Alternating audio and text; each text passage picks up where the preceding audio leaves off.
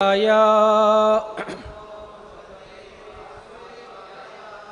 नमो भगवते वासुदेवाय। ओम नमो भगवते वासुदेवाय। नारायणं नमस्कृत्यं नरं चैव नरोत्तमं देवीं सरस्वतीं व्यासं ततो जायामुदीरये। नष्टप्रायेषु अभद्रेषु नित्यं भागवत सेवया भगवतीरुत्तमा श्लोके भक्तिर्भवति नैष्टकी। कृष्णाय वासुदेवाय देवकी नंदनाय च नंदगोपकुमाराय गोविंदाय नमो नमः।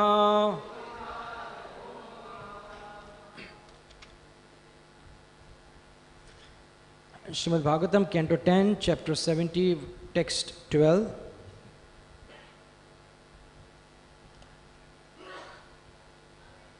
अवेक्ष्याजनं तथा दर्शम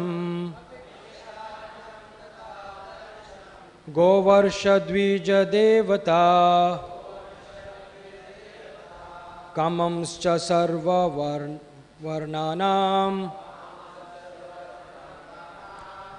पौरनाथ पुरुचारिणां प्रदप्य प्रकृति कामया पृष्ठोस्य प्रथनन्दता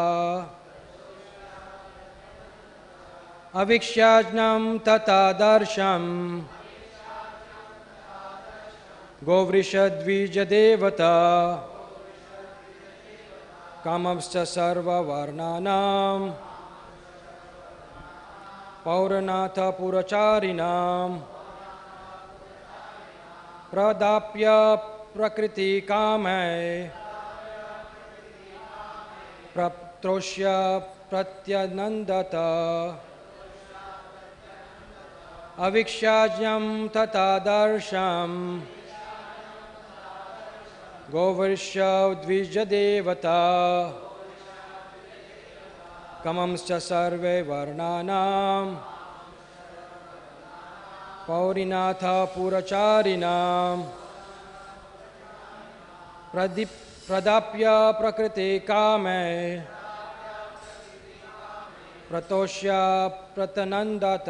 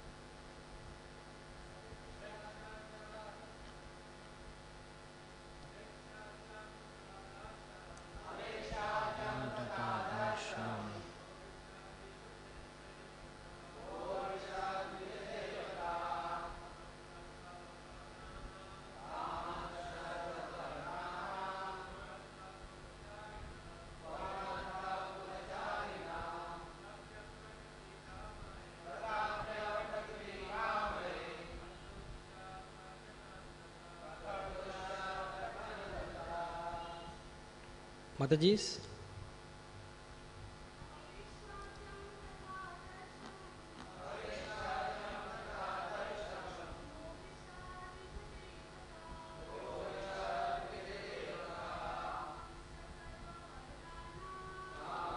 सर्ववर्णानां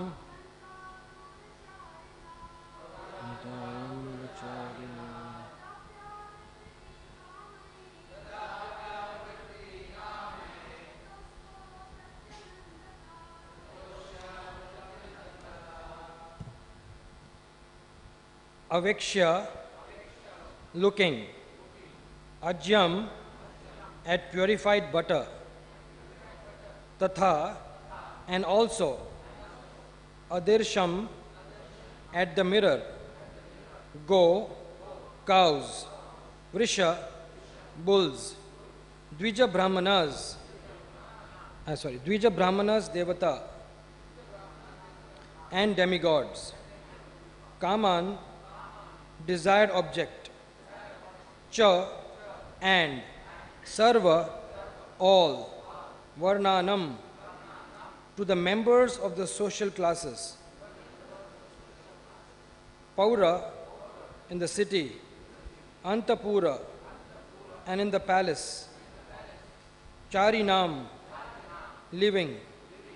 Pradapya, arranging to give. Prakritah, his ministers.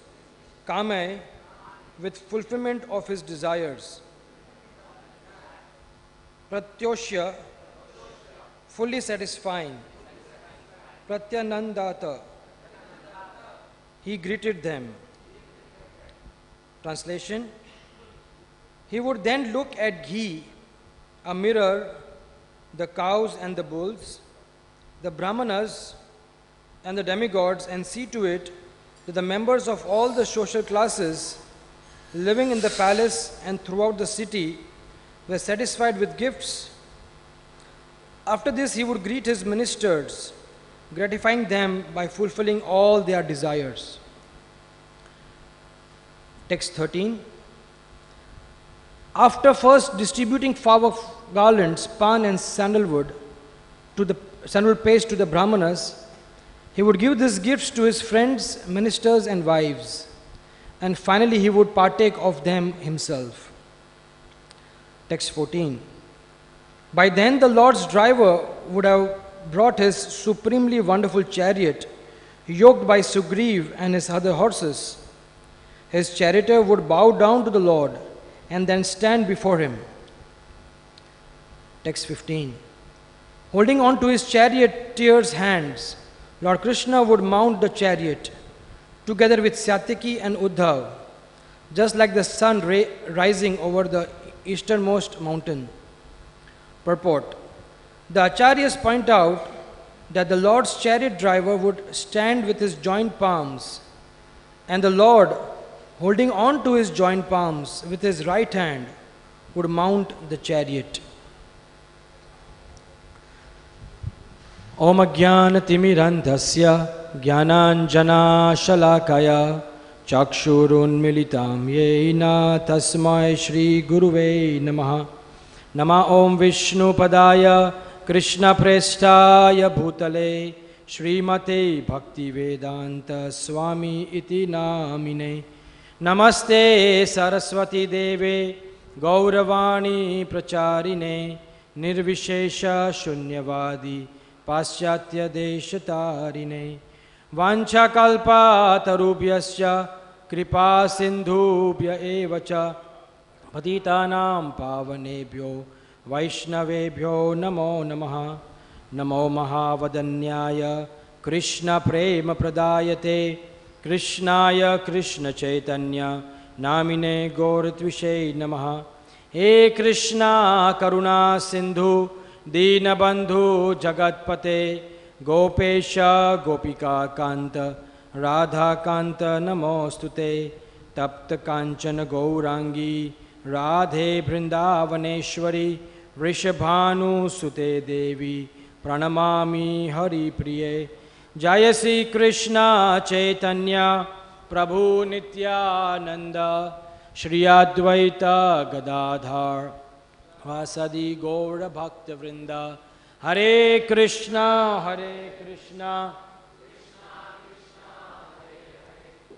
Hare Rama Hare Rama Rama Rama Hare Hare. Hare Krishna.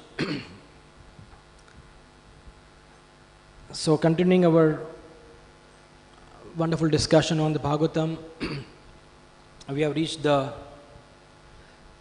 70th chapter of the 10th canto of Bhagavatam, which is entitled the Lord Krishna's Daily Activities. if you observe, there's quite a unique situation in this world that when extraordinary people or special people,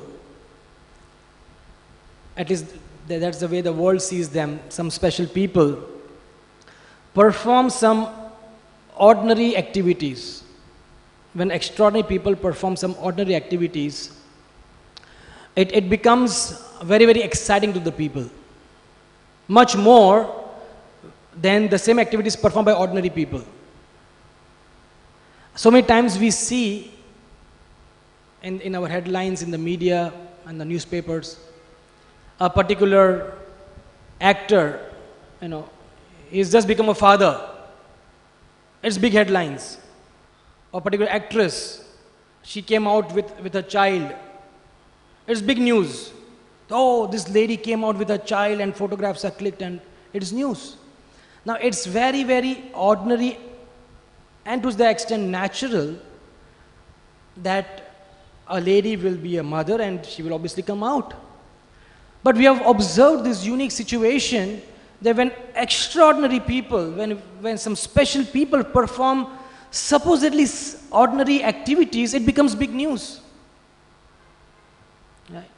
If any one of us eats pani puri or some chaat on a stall, it's no news. It's ordinary. But if a film star comes to a particular stall and eats pani puri, it is big news.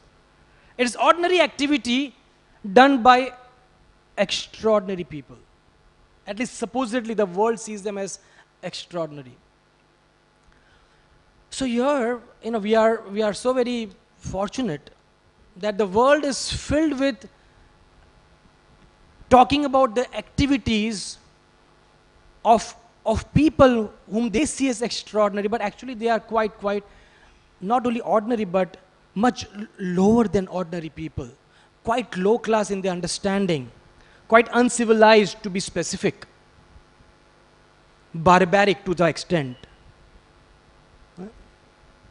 But these people make big news because there's a natural tendency to appreciate whatever great people do, even the ordinary activities. So what we find very interesting here is this chapter is entitled The Daily Activities of Krishna. Something that Lord Krishna does every day. That's what it means, daily activities. So if you see the glory of Srimad Bhagavatam, after establishing the supremacy of Krishna in the last 9 cantos of Bhagavatam, after establishing the supremacy and the power of Krishna in the last 69 chapters of the 10th canto of Bhagavatam, we have read all these chapters. We have read the incredible size of the Matsya avatar, for that matter, the power of Narsimha avatar, and so many incarnations that we have read. And right in the 10th canto, we have read the power of Lord Krishna, Govardhan Hill, and various other pastimes that we have been reading. And now, Bhagavatam is giving us an access, or rather it's like peeping in the window and seeing through the window on the other side what Krishna does every day. I mean, isn't it an amazing thing? And who is Lord Krishna? He is the Supreme Personality of Godhead. And why I give the example of these ordinary people of this world, they have some vibhuti. There's some speciality, either they're very beautiful, they're very rich. When these ordinary people with some small vibhuti, shakti, they have, it becomes so attractive for us to really appreciate them when they do some ordinary activities. But here is the Supreme Personality of Godhead. This Bhagavatam has established his supremacy for all the readers to, for the rest of eternity. And then Shukdev Goswami is telling us the daily activities of Krishna. On how Krishna, even though he is supreme, he acts like an ordinary person. So this episode of what we are reading is not the least ordinary, it is extremely extraordinary. The chance that we all have got by the mercy of Prabhupada and the mercy of our respective spiritual masters to get access to this wonderful knowledge of Krishna's daily activities. Now we must understand that devotional path, no doubt we are on the path of devotional service, supreme path of devotional service. And right in from the beginning, the Bhagavatam kicks out all the Kaitava Dharma. It kicks out. There's absolutely no religious or sub-religious principles tolerated in the Bhagavatam. Only establishes pure devotional service. And nothing else. But we must understand from these activities that as a practitioner, a sincere practitioner becomes more and more astute, more and more sensitive in his practice of Krishna consciousness, he becomes very much respectful, not only to things that are directly Krishna, but also to the things that are connected to Krishna. It is a very Kanishta understanding to really only respect Krishna. Well, I respect only Krishna, nothing else. And I remember, the type of craziness that at least I had in the beginning years of Krishna consciousness, where everything else, including the demigods and everything else, was useless. Demigods, who cares? That Indra. I mean, what is our, as we use the word okad, or what is our right to speak anything against these great demigods? But a Kanishta understanding is that, well, I'm connected to Krishna, I don't need anything else. Everything else is useless. But here, it's a very interesting observation that we make. That Krishna, even though he is the supreme personality of Godhead, the cause of all causes, Shad Aishwarya Purna Bhagavan, but he's very, very sensitive to following all the various dharmas that he needs to follow at this particular time in his life. For example, he said that he first saw, he would then look at ghee, a mirror, the cows and bulls. In the previous verse he said that to create auspiciousness in his life, Krishna would see a mirror, a ghee, cow and bull. Now, isn't it very, very surprising? To create purity and auspiciousness, Krishna sees all these things, but what is Krishna? We say, Om apavitra pavitro va sarva vastam gatopi va yat smare pundri kaksa sa bhaya abhayantra suchi. This verse is so very powerful. It says that whether something is pure or impure, but when one remembers the lotus-eyed personality of Godhead, Pundrikaksha, he becomes purified from within and without. I mean, when somebody just thinks of Krishna, he becomes purified, and here Krishna himself wants to see things to make his life auspicious and pure. Why is this?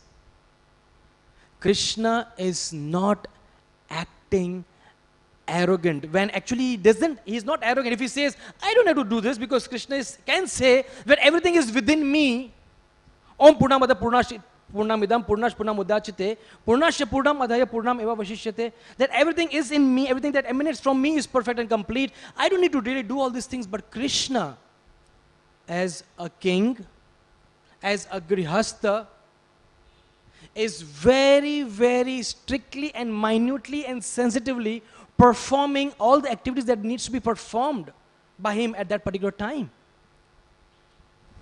So, when I was discussing this verse with I was just reading this verse, and one person came, he was on the phone, and I said, I'm just reading this verse. He's not yet, he has not spent so much time in Krishna consciousness. So he said, oh, is Krishna also attached to Artha, Karma, Dharma and Moksha? And he's trying to create some dharma in his life by doing all these auspicious things. He goes to the Sudharma, so he also wants to make some Artha. But that will be a very, very shallow understanding of Krishna. what we really understand is that it is not really a sign of advancement. Many a times as devotees, when we have a very, very shallow understanding of Krishna consciousness, we feel that disrespecting, undermining, ridiculing the religious and the sub-religious principles is a sign of advancement. And we just say, oh, this is useless. And I just follow Hare Krishna. Everything else, all other mantras, even though it is the mantra of demigod, all other paths are useless. But I'm Krishna. But that's not the sign. It is actually a sign of neophyteness. Because if that was the case, the gopis would not worship Mother Katyayani for getting a nice husband. Aradhya Bhagavan Vrajeshitanaya Taddhama Vrindavana Ramya Kachit Upasana Vrajavadu Vargena Va Kalpita. It is explained in these beautiful words. The 5 things that Chaitanya Mahaprabhu has told us is that Aradhya Bhagavan Vrajeshitanaya, the Lord that we worship is the Lord of Vrindavan, who is the son of Nanda Maharaj, Vrajeshitanaya. Taddhama, the holy place that we worship, there are so many holy places, but the supremest holy place is Sri Vrindavan Dham. And then the third thing he says, the most glorious devotees, Ramya Kachit Upasana. The Upasana, we worship the Vrajavadus, the gopis of Vrindavan. And what do? They engage into some sort of demigod worship for some desires. So is it wrong? How can they be wrong? They are supreme devotees of Krishna. But the understanding that we all have and what we all need to have is that everything that can be used in Krishna's service, that can support our devotional service, that can strengthen our devotional service, we should use it and we should take advantage of that. So your Krishna, even though he is supremely auspicious person himself, just by his very name, everything becomes auspicious, pavitra. But he is showing by his example how he takes advantage, or he uses the facility to see some auspicious things and to do some charity to the brahmanas and give some charity and gifts to his ministers, as the verses go further. Just so that to teach us a lesson that how important it is to really, follow everything that is connected to Krishna. So we must understand that extraordinary people sometimes think of themselves to be very, very ordinary. And hence they're happy to do very ordinary things. When you are really extraordinary, when you are really advanced person, the real sign of advancement is that you think yourself to be very, very ordinary. And because you think yourself to be very, very ordinary, you are happy and comfortable and very, very blissful to do ordinary daily activities.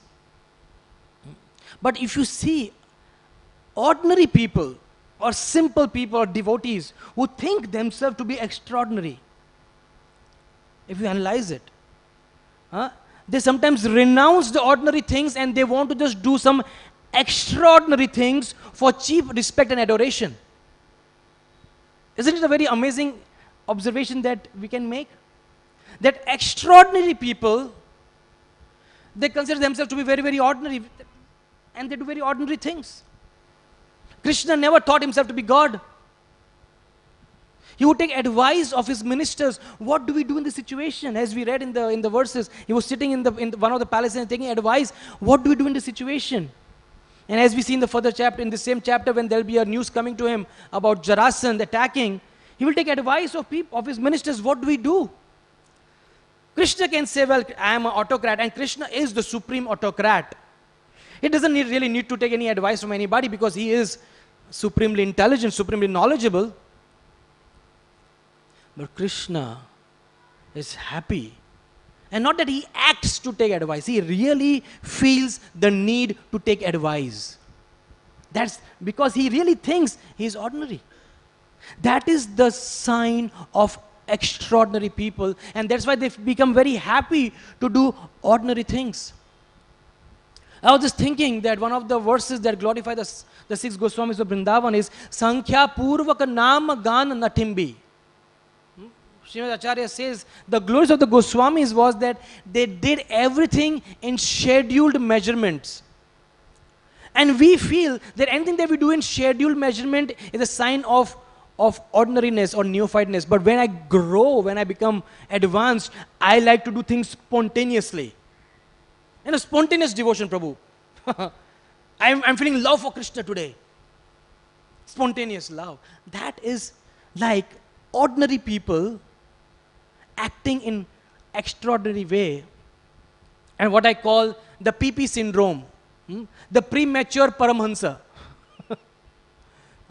He's not a Paramahansa yet, but he is prematurely thinking that he's on the level of Paramahansa, and he thinks he's on the level. And because he thinks he's on the level of extraordinary level, many times he or she, they don't do the ordinary activities. So many times in our discussion with devotees, we come across people, grihasthas who are married, young grihasthas, they're starting their life. The wife comes, and sometimes the husband, but wife comes and says, Prabhu, my husband, he's not earning enough money, there's not enough money at home. He's not able to really provide the basic necessities. I said, what does he do then? He's chanting 64 rounds at home. He's chanting Hare Krishna. And his advisor is saying, very good, Prabhu, very good, you're chanting 64 rounds, very nice. This is the highest. So we're trying to do extraordinary things. We are not here to judge, but it could be for some cheap adoration that, oh, Prabhu, he's chanting 64 rounds. But what about your basic, ordinary activities as a grihastha? Your basic duty is to earn money and provide for your family. Is it not? Right? So many a times when devotees, they run after this, what you call the Goda Dimba. This egg of a, what is it called? Horse. There's nothing like an egg of a horse. It doesn't exist. But this phantasmagoria or this illusion that we run after to get some ordinary prestige or ordinary adoration from people. And then we have this Paundraka-like facade on ourselves, a false facade of advanced person. And the sign of this is that we start ignoring the ordinary duties that we are supposed to do. And that is where we need to really remind ourselves, something is going wrong. Attending Mangala Aarti every day, for all of us, is an important thing. Chanting 16 rounds, it's an important thing. Because we do it every day, it could become ordinary, but an extraordinary devotee will do that diligently every day.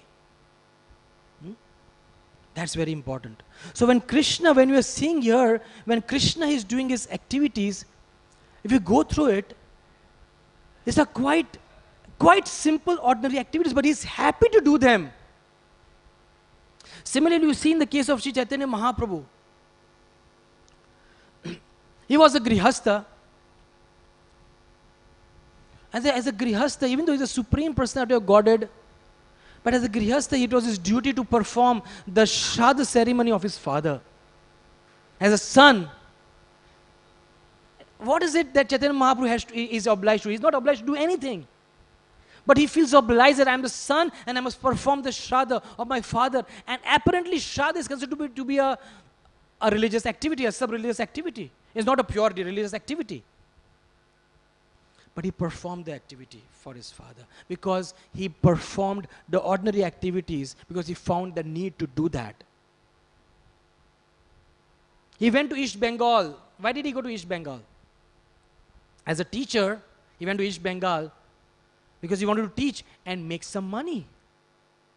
Chaitanya Mahaprabhu went to East Bengal because he was a very brilliant teacher and wanted to really, as we call, better prospects. He went to East Bengal and to make money. He came back. Unfortunately, his wife, Lakshmi Priya, died. And for the sake of his mother's protection, happiness, he got married again to Vishnu Priya Devi. He took sannyas. So, I'm not saying sannyas is an ordinary activity, but what is the need for Chaitanya Mahaprabhu to take sannyas and leave his house? But he followed the rules of the world at that time. It is said that if I need to be a preacher, people are respectful to the sannyasis and I will take sannyas so that I can preach. Things that are required to assist the preaching mission must be done. So what we need to understand is that for all of us, it is very, very important to think about how we can do our regular daily activities with attention, with sensitivity. If you study these activities of Krishna that we have been studying in this four verses, there are the few other points that come out of it. The first another point that Krishna would very, very strictly adhere to his grihastha dharma. A dharma is a grihastha. And what is the dharma of a grihastha? To give in charity. Now Krishna is beyond grihastha, vanaprastha, sannyas, right? Is beyond all these things. But when he comes, when he's a grihastha, he does perform, and we see that he's giving charity. He's very, very respectful to the brahmanas. He's serving the brahmanas, as explained in these verses. And very, very respectful and loving to his subordinates. That's the duty of an ideal leader. A leader, I mean, I was discussing with, with one of the persons who is a driver of a very big man, a chauffeur of a he drives a very, very big industrialist. And usually, the person who drives a person knows everything about that person. Because you could be very polished when you're in the meetings and everything, say he's a polished person, but when you are in your own vehicle, own car, and the way you talk on the phone, you come to know what is the quality of the person, and how it is simply a very, very thin layer of polishness and sophistication, when deep within it is a very, very cruel person. So this person said that I hate my job, I hate my boss. But there's kya karu sir, lachar hu. Lachar means I'm simply, doing because there's no other job. I need to work for this person. Why? Because this person thinks that I am the boss and this guy is my driver, and the way he deals with him is so atrocious and so very cruel. The way he talks to him. But I was just reading this. How does Krishna deal with this charioteer who is nothing but actually his driver?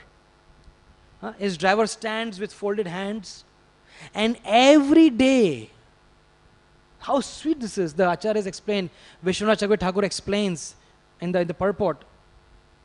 The Acharyas point out that Lord chariot driver would stand with joined palms, and that the Lord, holding on to his joined hands with his right hand, would mount the chariot.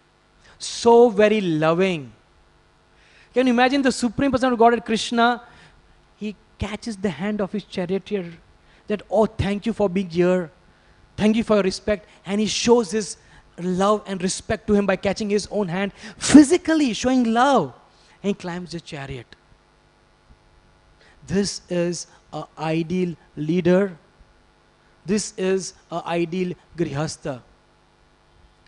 I remember in one of the leaders of ISKCON talking to me, he said a grihastha, and for that matter everybody, but much more a grihastha, should make sure that every single person who is dealing with him or her is happy.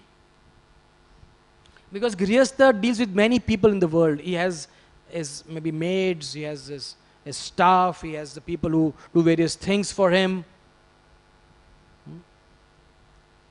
We should see to it that this is the extended family, and grihastha should make sure that they all are happy. And Krishna right here, the beginning of the day, right in the morning after he sees auspicious things, he goes to his ministers, gives them gifts, and what is the verse? The verse says, he wants to make sure that they all are happy. They all are blissful. That's an ideal grihastha, that's an ideal leader.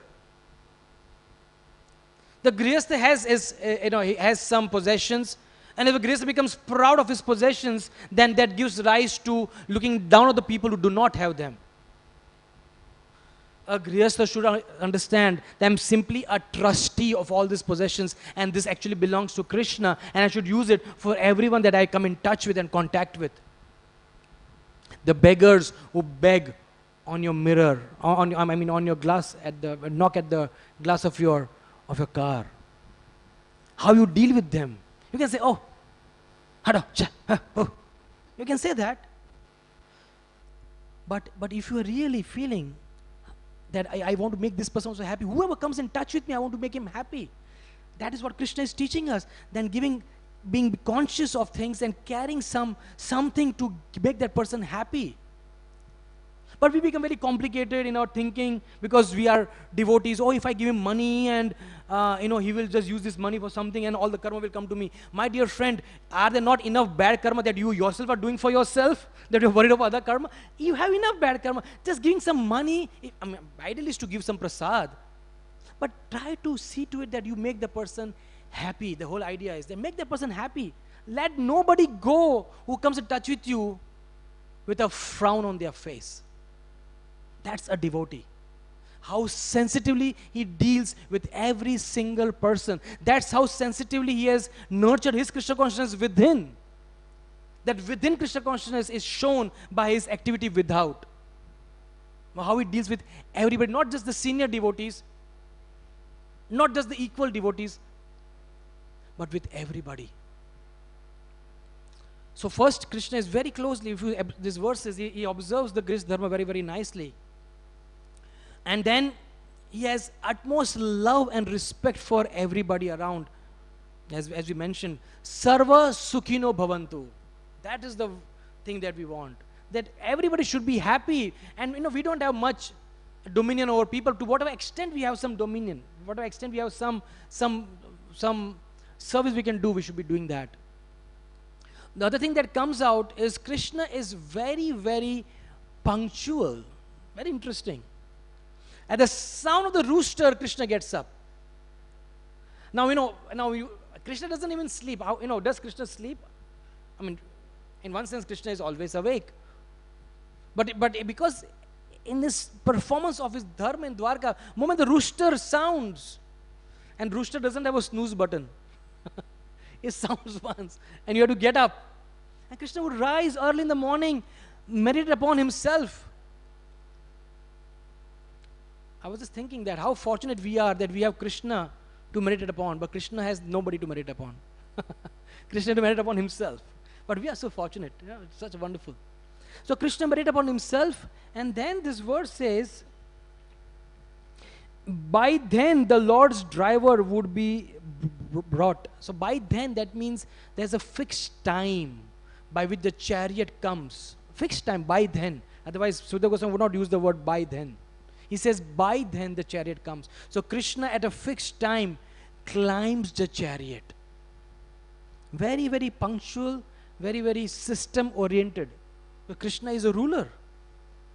And if you want to be a ruler, if you want to be a leader, you have to be, one of the important aspects is, you have to be very responsible. And one of the important aspects of responsibility is punctuality. And the last thing, Krishna climbs the chariot. It's not that he climbs and says, okay, let's go. But as the verse explains, that Krishna climbs the chariot with Satyaki and Uddhav. It's like, come on, they all go together. Krishna is a brilliant team worker. He works in team. Even though he doesn't need to be. He's supremely, as we said, supremely independent. But he goes together. And I was discussing this verse the other day with one of the guests that we had at our home. And he mentioned that Krishna would go with his people and discuss business while going. So he would not waste a single time. He would start talking business, start talking what is needed for the kingdom. So when you see this, when you get a peep into Krishna's personality and you see how Krishna is behaving, what are his daily activities, and we understand that how wonderful is Krishna. And the more and more and more we adore and worship Krishna, the more we glorify Krishna, the more Krishna becomes a very, very respectable and large personality in our heart, to the same extent we will realize that how ordinary and small we are. The moment Krishna becomes big, we'll automatically become small. And that is the purpose of Bhagavatam. That is the purpose of each and every verse. Every verse, every word of Bhagavatam is nothing but meant to really teach us the glories of Krishna and how Krishna performs his wonderful, glorious activities in such a sensitive, loving, trusting, respectful way.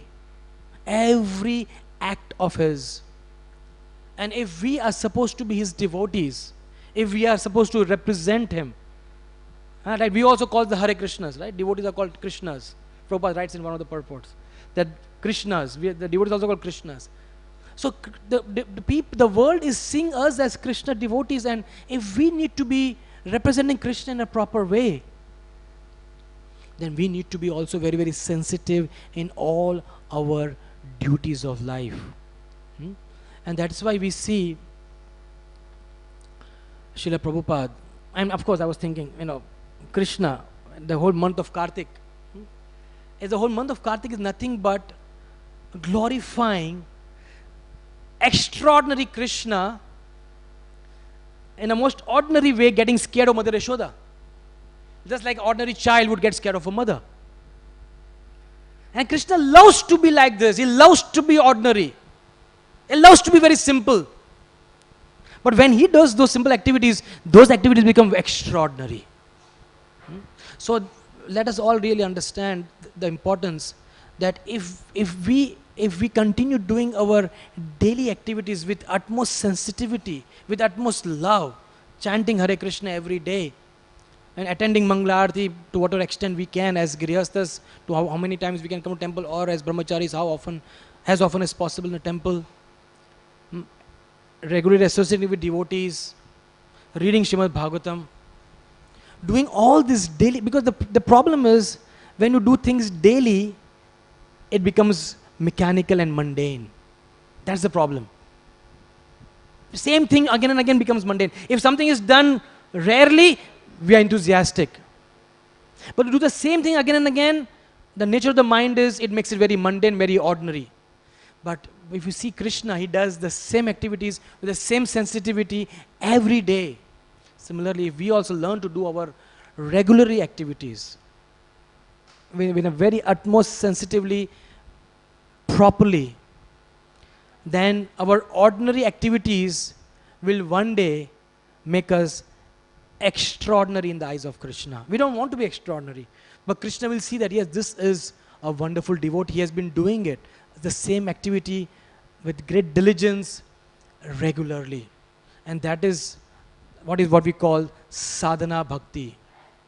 We are sadhana bhaktas, and sadhana bhakti means doing our sadhana every day with utmost diligence.